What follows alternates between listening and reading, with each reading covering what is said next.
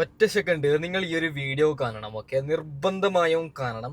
അതിനുശേഷം എന്താണ് സംഭവിക്കുന്നത് എന്ന് ഞാൻ ക്ലിയറായി കൃത്യമായിട്ട് പറഞ്ഞുതരാം. ഓക്കെ, കൂടുതൽ എംഎൽഎമാരുടെ പിന്തുണയുണ്ടെന്ന കെ.സി. വേണുഗോപാലിന്റെ അവകാശവാദങ്ങൾ പൊളിയുകയാണ്. കോൺഗ്രസ് നിരീക്ഷകരുടെ പട്ടികയിൽ വി.ഡി. സതീശന് 32 എംഎൽഎമാരുടെ പിന്തുണയെന്നാണ് സൂചന. കെ.സി. വേണുഗോപാലിന് 22 എംഎൽഎമാരുടെ പിന്തുണ മാത്രമെന്നും വിവരമുണ്ട്. ഇത് അടപടലം പൊളിഞ്ഞു പോകുന്നു എന്ന് തോന്നുന്നു. കാരണം നമ്മൾ തുടക്കത്തിലൊക്കെ പറഞ്ഞിരുന്നത് ഈ കെ.സിക്ക് 40-ലധികം എംഎൽഎമാരുടെ പിന്തുണ, 35-36 എംഎൽഎമാർ മാത്രമേ വി.ഡി. സതീശനൊപ്പമുള്ളൂ.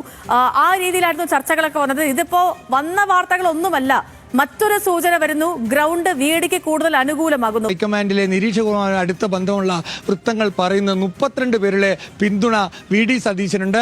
അതുപോലെ 22 പേരുടെ പിന്തുണയാണ് കെ.സി. വേണുഗോപാലിനുള്ളത് എന്നതാണ് ഏറ്റവും ഒടുവിലായി പറയുന്ന, അല്ലെങ്കിൽ നമുക്ക് പുറത്തുവിടാവുന്ന കാര്യം. ഏതായാലും വി.ഡി. സതീശനെ സംബന്ധിച്ചോളം അല്ലെങ്കിൽ ഘടകകക്ഷികളുടെ പിന്തുണയുണ്ട്. ഇപ്പോൾ ഈ കണക്ക് പുറത്തു വന്നതോടെ നിയമസഭാ കക്ഷിയിൽ പിന്തുണയുണ്ട്. മറ്റൊരു കാര്യം, ജനവികാരം കൂടെയുണ്ട്. ഓക്കെ, നമ്മുടെ ചാണ്ടി ഉമ്മൻ ചില കാര്യങ്ങൾ പറയുന്നുണ്ട്. അത് നിങ്ങൾക്ക് കേൾക്കുമ്പോൾ ക്ലിയറായി കൃത്യമായിട്ട് അറിയാൻ പറ്റും. അത് വെച്ച് തരാം.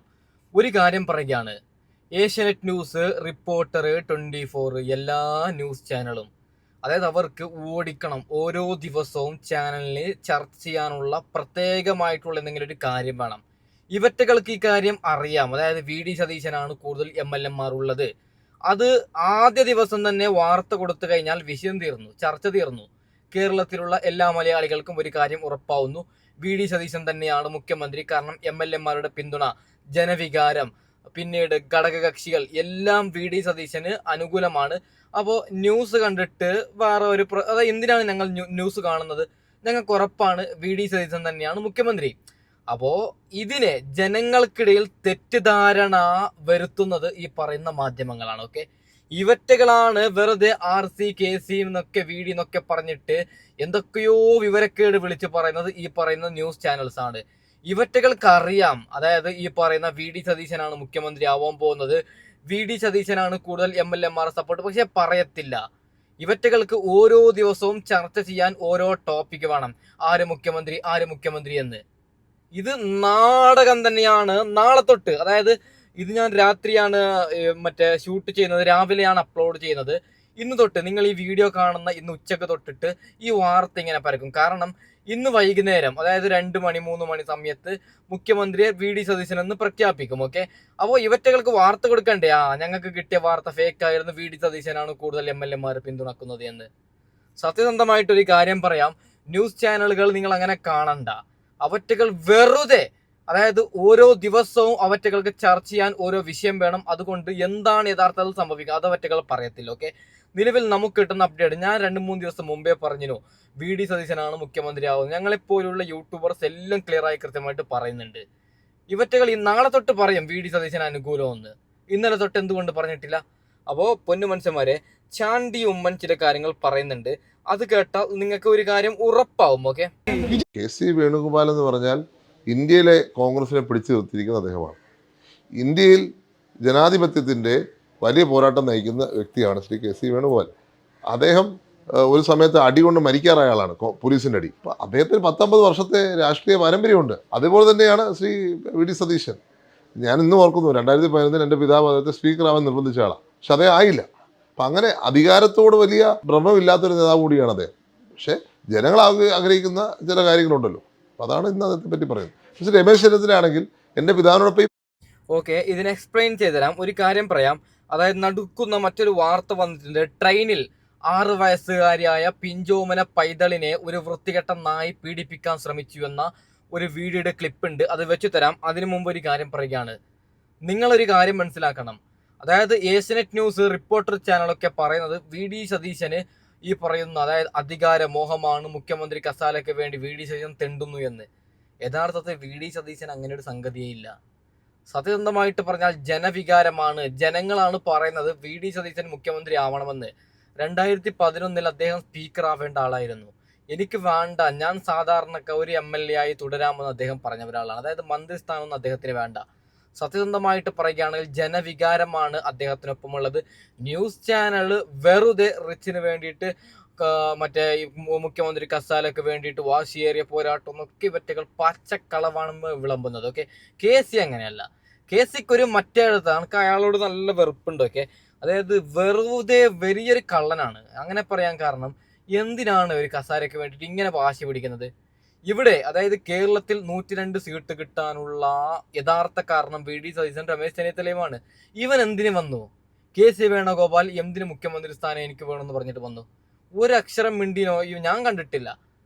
ഓക്കെ, നിങ്ങൾ ഈയൊരു ഇതും കൂടി കാണണം. അതായത് പാലക്കാട് CPM കൂട്ടുരാജി 20ഓളം പേര് പാർട്ടി വിട്ടു. നോക്കി എന്തൊക്കെ വാർത്തയാണ് വരുന്നത്. CPM പാർട്ടി തന്നെ എന്നേക്കുമായി ഇല്ലാതാവുന്നു എന്നാണ് ഇതിൽ നിന്ന് നമ്മൾ മനസ്സിലാക്കേണ്ടത്.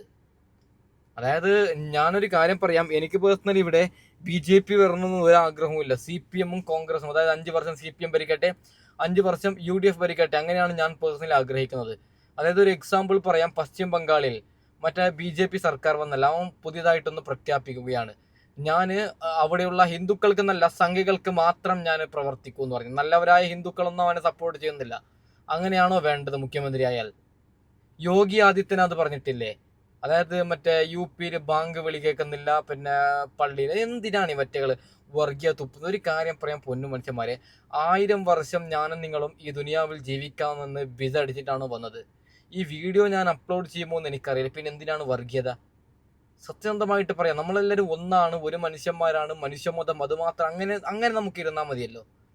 അങ്ങനെ അതിനാണ് പറയുന്നത്. BJP എന്ന വർഗം കേരളത്തിൽ വന്നാൽ വലിയ പ്രശ്നമാണ്. ഓക്കെ, ട്രെയിനിൽ 6 വയസ്സുകാരിയായ ഒരു പിഞ്ചോമന പൈതലിനെ ഒരു വൃത്തികെട്ട നായി പീഡിപ്പിക്കാൻ ശ്രമിക്കുന്നു. അതൊരു യുവതി കൈയോട് പിടിച്ചിട്ടുണ്ട്. ആ യുവതി ചില കാര്യങ്ങൾ പറയുന്നുണ്ട്, നിങ്ങൾ അതൊന്ന് കേൾക്കണം. ഓക്കെ, ഫസ്റ്റ് ഞാൻ വിചാരിച്ചു ഇത് പുള്ളിയുടെ കുട്ടിയായിരുന്നെന്നാണ് ഞാൻ വിചാരിച്ചത്.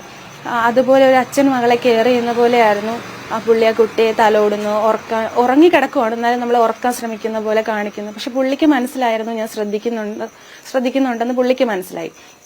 ഞാൻ എന്ത് ചെയ്തു, ഈ പുള്ളി എനിക്ക് റോങ് ആയിട്ട് തോന്നി. അപ്പൊ ഞാൻ എൻ്റെ അടുത്തിരുന്ന പുള്ളി ഒരു തമിഴനായിരുന്നു.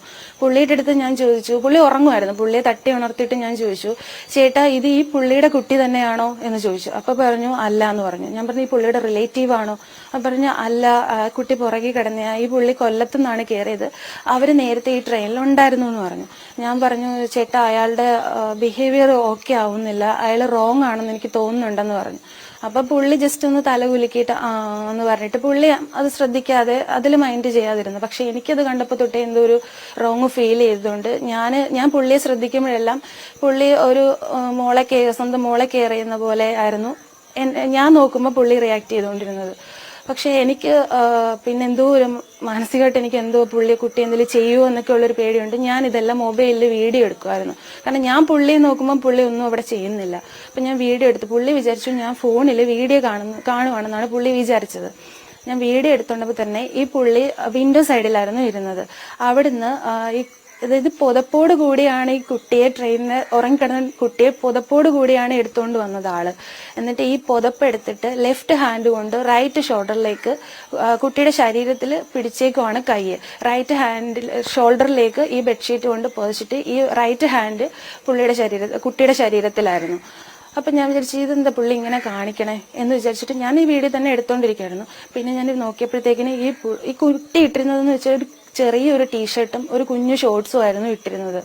ഈ പുള്ളി ഈ അകത്ത് കയറ്റി ഈ വലത് കൈ കൊണ്ട് പുള്ളി കുഞ്ഞിന്റെ ഷോർട്സിനകത്തൂടെ പ്രൈവറ്റ് പാർട്സിലേക്ക് കൈ പോവായിരുന്നു.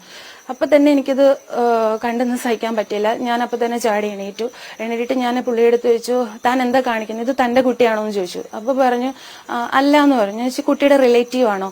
അപ്പൊ പറഞ്ഞു ആണെന്ന് പറഞ്ഞു. ഞാൻ പറഞ്ഞു ആര് പറഞ്ഞു എന്ന് പറഞ്ഞിട്ട് എന്റെ ബഹളം കേട്ടിട്ട് ട്രെയിനിലുണ്ടായിരുന്ന എല്ലാവരും പെട്ടെന്ന് ഉണർന്നിട്ട് എന്താന്ന് ചോദിച്ചു.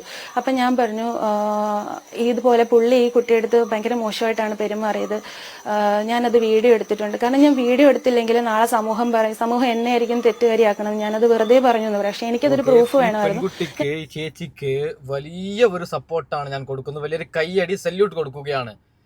എന്തൊക്കെയാ ഈ വൃത്തികെട്ട നായിന്ന് എന്താണ് നമ്മൾ ചെയ്യേണ്ടത്? 6 വയസ്സുകാരി എന്തൊക്കെയാ നമ്മൾ ഈ കേൾക്കുന്നത്? തമിഴ്നാട്ടിൽ ഇപ്പോൾ വിജയാണ് മുഖ്യമന്ത്രി, തമിഴനാണ് ഇപ്പം. എന്തൊക്കെ എൻ്റെ വായിൽ എന്ത് വേണമെങ്കിലും വരും. അതായത് ഇവനിപ്പോൾ 8ന്റെ പണി കിട്ടും. വിജയ് ഇങ്ങനെയൊന്നും വിടത്തില്ല. ഓക്കെ, അതായത് 6 വയസ്സ്, ഒരു 50-60 വയസ്സായ കിളവന് 6 വയസ്സായ കുഞ്ഞിനെ ഇങ്ങനെയൊക്കെ ചെയ്യുന്നു എന്നറിയുമ്പോൾ സത്യസന്ധമായിട്ട് പറയാൽ എന്തൊക്കെയാണ് നമ്മൾ ഈ കേൾക്കുന്നത്? സാമാനത്തെ നമ്മൾ ഇല്ലാതാക്കി കളയണം. അങ്ങനെ തന്നെയാണ് എനിക്ക് ഈ ഘട്ടത്തിൽ പറയാനുള്ളത്. ഓക്കെ, വളരെ വളരെ മോശമെന്ന് പറഞ്ഞാൽ വളരെ വളരെ മോശം. ഞാനൊരു കാര്യം പറയുന്നത്, ദുബായിലോ സൗദി അറേബ്യയിലോ ഇങ്ങനെ എന്തെങ്കിലും ചെയ്താൽ ആ സമയത്ത് തന്നെ തൂക്കിക്കൊല്ലും. നമ്മുടെ ഇന്ത്യ രാജ്യം വളരെ വളരെ മോശമാണ് ഈ ഒരു വിഷയത്തിൽ. അതായത് ഇങ്ങനെ പീഡിപ്പിക്കുന്നവർക്കൊക്കെ ഒരു 3 മാസം കഴിഞ്ഞാൽ പുറത്തിറങ്ങി നടക്കുന്നുണ്ട്. ഇതൊക്കെ എന്താണ്? സത്യസന്ധമായിട്ട് പറയുകയാണെങ്കിൽ എന്താണ്? ഒരു സൈഡിൽ നശിക്കുന്ന ചില പെൺകുട്ടികൾ, സബ്സ്ക്രിപ്ഷൻ എന്ന് പറഞ്ഞിട്ട് തുണി ഊരിക്കാണിക്കുന്ന പെൺകുട്ടികൾ. ദൈവം തന്നെ. ഞാനപ്പോൾ തൽക്കാലം വൈൻഡപ്പ് ചെയ്യുകയാണ്. അടുത്ത വീഡിയോ നമുക്ക് പോയി.